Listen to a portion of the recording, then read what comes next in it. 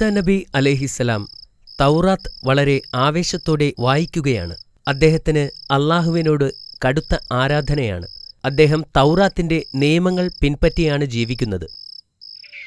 സബത്തിന്റെ ദിവസം അദ്ദേഹം പ്രാർത്ഥനാലയത്തിലേക്ക് പോവുകയായിരുന്നു. പ്രവാചകൻ മൂസ അലൈഹിസ്സലാം ശനിയാഴ്ച ദിവസങ്ങളിൽ പള്ളിയിൽ വന്ന് അല്ലാഹുവിനെ ആരാധിക്കുവാൻ നിർദ്ദേശിച്ചിരുന്നു. എന്നിരുന്നാലും സബത്തിന്റെ ദിവസം പള്ളിയിൽ പോകാൻ ജനങ്ങൾ കുറേ നാളായി ആരും തന്നെ വരില്ലായിരുന്നു. പുരോഹിതന്മാർ നൂറുകണക്കിന് കാര്യങ്ങൾ നിയമവിരുദ്ധമായി ആവശ്യപ്പെട്ടിരുന്നതുകൊണ്ടാണ് ഇത്. ഒന്ന് സങ്കൽപ്പിക്കുക, മരിക്കാൻ കിടക്കുന്ന ഒരു രോഗി ഒരു വൈദ്യനെ വിളിക്കുന്നത് നിയമവിരുദ്ധമായി കണക്കാക്കി. രോഗി കഴിക്കുന്നതും കുടിക്കുന്നതും മുടി വൃത്തിയാക്കുന്നതുമെല്ലാം പാപമായി കണക്കാക്കി. പക്ഷേ പ്രവാചകൻ അവരുടെ നിയമങ്ങൾ പാലിച്ചില്ല. വിശക്കുന്ന ഒരു കുട്ടിക്ക് അദ്ദേഹം ഒരു പഴം പറിച്ചു നൽകി. ഇത് കണ്ട് പുരോഹിതന്മാർ ദേഷ്യം കൊണ്ട് മുഖം ചുളിച്ചു. വൃദ്ധയായ ഒരു സ്ത്രീക്ക് തണുപ്പിൽ നിന്ന് രക്ഷ നേടാൻ അദ്ദേഹം തീ കത്തിച്ചു കൊടുത്തു. ഇത് സബത്ത് നിയമത്തിന്റെ ലംഘനമായി കണക്കാക്കപ്പെട്ടിരുന്നു. ഒടുവിൽ പ്രവാചകൻ ആരാധനാലയത്തിൽ എത്തിയപ്പോൾ അമ്പരന്നു പോയി. 25,000-ത്തിലധികം പുരോഹിതന്മാർ അതിനകത്തുണ്ടായിരുന്നു. എല്ലാവരും ആരാധനാലയത്തിൽ നിന്ന് മാത്രം സമ്പാദിച്ച് ജീവിക്കുന്നവർ. സന്ദർശകരെക്കാളും കൂടുതൽ പുരോഹിതന്മാരാണെന്നറിഞ്ഞപ്പോൾ പ്രവാചകൻ അത്ഭുതപ്പെട്ടു. അവിടമാകെ ആടുകളെക്കൊണ്ടും പ്രാവുകളെക്കൊണ്ടും നിറഞ്ഞിരുന്നു. യാഗമർപ്പിക്കുന്നതിനു വേണ്ടി ജനങ്ങൾക്ക് വിൽക്കാൻ വച്ചിരിക്കുന്നവയായിരുന്നു അത്. ആരാധനാലയത്തിനകത്തുള്ള ഓരോ പടിയും സന്ദർശകരുടെ പണം ചിലവിട്ടാണ് ഉണ്ടാക്കിയിരുന്നത്. പുരോഹിതന്മാർ പണത്തെയല്ലാതെ മറ്റൊന്നിനെയുമല്ല ആരാധിച്ചിരുന്നതെന്ന് മനസ്സിലായപ്പോൾ പ്രവാചകന് ദുഃഖം തോന്നി. പുരോഹിതന്മാർ ഒരു ചന്തയിലെന്ന പോലെയാണ് പ്രവർത്തിച്ചിരുന്നത്. പാവപ്പെട്ട ആളുകൾക്ക് പ്രാവിൻ്റെയും ആടുകളുടെയും വില താങ്ങാൻ കഴിയാതെ ഓടിപ്പോകുന്നതും പ്രവാചകൻ കണ്ടു.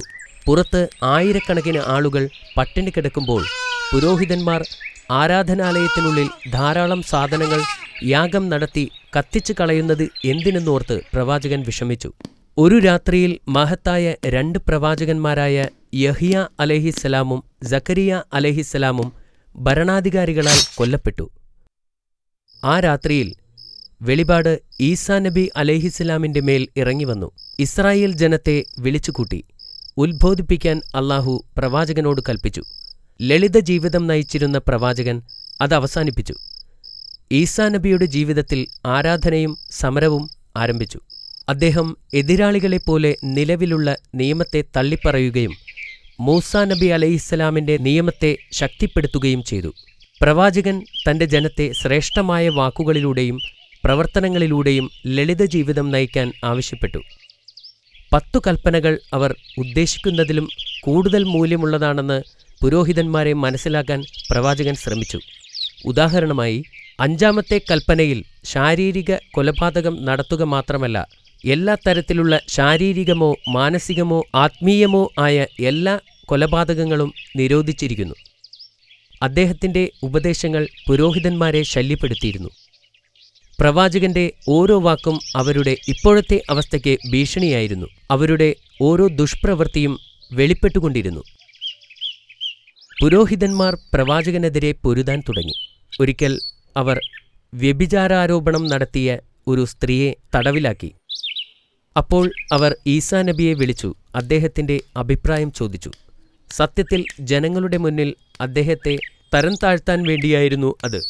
മൂസാ നബിയുടെ നിയമമനുസരിച്ച് വ്യഭിചാരക്കുറ്റം ചുമത്തിയ ഒരാളെ കല്ലെറിഞ്ഞ് കൊല്ലണമെന്നായിരുന്നു നിയമം.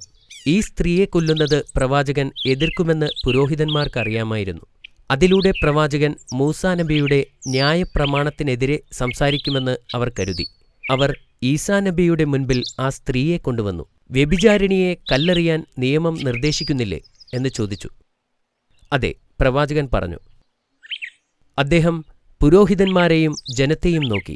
അന്നത്തിനു വേണ്ടി തെറ്റ് ചെയ്ത ഈ സ്ത്രീയേക്കാൾ വലിയ പാപികളാണ് അവരെന്ന് പ്രവാചകൻ അറിയാമായിരുന്നു. പുരോഹിതന്മാർക്കെതിരെ പറഞ്ഞാൽ അദ്ദേഹം മൂസാ നബിയുടെ നിയമം തെറ്റിച്ചതായി അവർ കരുതും. ഇത് പുരോഹിതന്മാരുടെ ആസൂത്രണമാണെന്ന് അദ്ദേഹത്തിന് മനസ്സിലായിരുന്നു. അപ്പോൾ അദ്ദേഹം ജനങ്ങളുടെ നേരെ പുഞ്ചിരിയോടെ നോക്കി ഉച്ചത്തിൽ പറഞ്ഞു, നിങ്ങളിൽ പാപം ചെയ്യാത്തവർ അവളെ കല്ലെറിയട്ടെ. ഇത് കേട്ടപ്പോൾ പുരോഹിതന്മാർ അത്ഭുതപ്പെട്ടു. ചുറ്റും നിൽക്കുന്ന ആളുകൾ ഒന്നും മിണ്ടുന്നില്ല. ആരും അവളെ കല്ലെറിയാൻ ധൈര്യപ്പെട്ടില്ല. അവർ എല്ലാവരും പാപികളായിരുന്നു.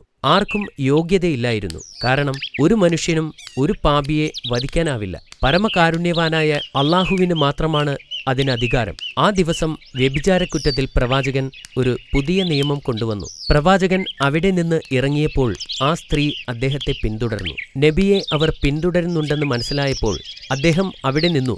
എന്നിട്ട് അവരോട് ചോദിച്ചു, എന്തിനാണ് എന്നെ പിന്തുടരുന്നത്? അവളുടെ വസ്ത്രത്തിൽ നിന്നും ഒരു സുഗന്ധദ്രവ്യം പുറത്തെടുത്തു.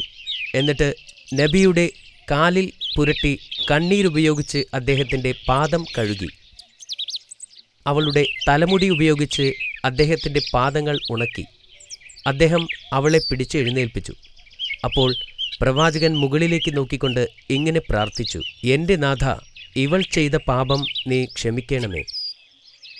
പ്രവാചകൻ തൻ്റെ ജനത്തോട് കരുണ കാണിക്കാൻ തുടർച്ചയായി അള്ളാഹുവിനോട് പ്രാർത്ഥിക്കുമായിരുന്നു. മറ്റുള്ളവരോട് കരുണ കാണിക്കാനും അള്ളാഹുവിൽ വിശ്വസിക്കുവാനും അദ്ദേഹം തൻ്റെ ജനങ്ങളോട് പറയുമായിരുന്നു. ഒരിക്കൽ അദ്ദേഹം തൻ്റെ അനുയായികളോട് ഇങ്ങനെ പറഞ്ഞു, എനിക്ക് ഒന്നുമില്ലെങ്കിലും എനിക്ക് ഉണരാൻ കഴിയും. ഈ ഭൂമിയിൽ എന്നേക്കാൾ ധനികനായി മറ്റാരുമില്ല. ഒരിക്കൽ പ്രവാചകൻ നടന്നു പോകുമ്പോൾ അന്ധനും കുഷ്ഠരോഗിയും തളർവാദക്കാരനുമായ ഒരു ഭിക്ഷക്കാരൻ അതുവഴി വന്നു. അദ്ദേഹം ഇങ്ങനെ പറയുന്നത് പ്രവാചകൻ കേട്ടു, മനുഷ്യരിൽ ഭൂരിഭാഗം വരുന്ന ജനങ്ങളും അനുഭവിക്കുന്ന പ്രശ്നങ്ങളിൽ നിന്നും എന്നെ സംരക്ഷിച്ചതിന് അള്ളാഹുവിന് സ്തുതി. പ്രവാചകൻ നടത്തം നിർത്തിയിട്ട് അദ്ദേഹത്തോട് ചോദിച്ചു, നിങ്ങൾ അന്ധനും കുഷ്ഠരോഗിയും തളർവാദക്കാരനുമാണ്. ഇനി ഏതു പരീക്ഷണമാണ് നിങ്ങൾ സഹിക്കേണ്ടത്?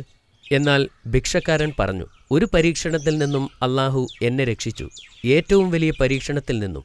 അത് അവിശ്വാസമാണ്. ആ പാവപ്പെട്ട വൃദ്ധൻ പറയുന്നത് കേട്ട് പ്രവാചകന് സന്തോഷമായി. അദ്ദേഹം മുന്നോട്ട് നീങ്ങി ആ വൃദ്ധന്റെ തോളിൽ കൈവച്ചു. അത് ഒരു അത്ഭുതമായിരുന്നു. പ്രവാചകൻ ആ മനുഷ്യനെ സ്പർശിച്ച ഉടനെ അദ്ദേഹത്തിൻ്റെ രോഗങ്ങൾ സുഖപ്പെട്ടു. അദ്ദേഹം എഴുന്നേറ്റ് നിൽക്കാൻ തുടങ്ങി. അള്ളാഹു അദ്ദേഹത്തെ സുഖപ്പെടുത്തി. അദ്ദേഹത്തിൻ്റെ മുഖം ഇപ്പോൾ സൗന്ദര്യം കൊണ്ട് തിളങ്ങി.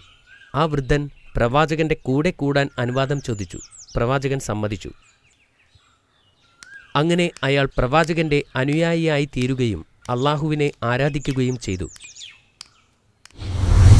മാഷാ അല്ലാഹ്, ഇതൊരു മഹത്തായ കഥയാണ്.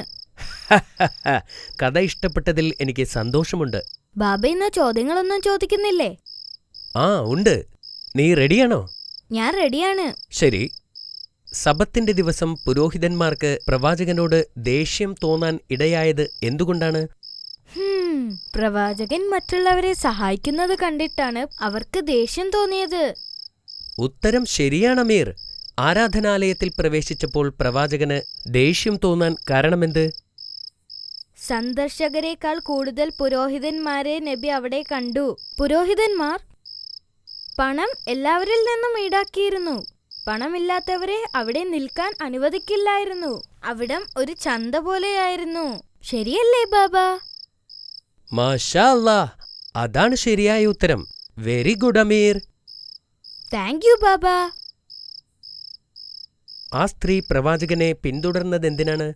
പ്രവാചകൻ ആ സ്ത്രീയെ രക്ഷിച്ചതുകൊണ്ടായിരുന്നു പിന്തുടർന്നത്.